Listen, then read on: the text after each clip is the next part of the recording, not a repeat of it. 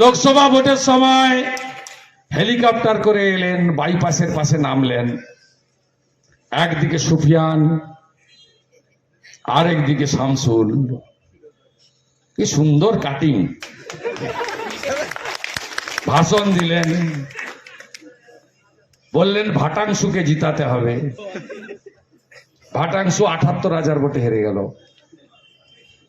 পূর্ব পাঁশকুড়ায় ৩,০০০ মাইনাস, তমলুকে ২০,০০০ মাইনাস, ময়নাতে ১২,০০০ মাইনাস, ১০,০০০ মাইনাস নন্দকুমারে, ১২,০০০ মাইনাস মহিষাদলে, হলদিয়াতে ২৫,০০০ মাইনাস।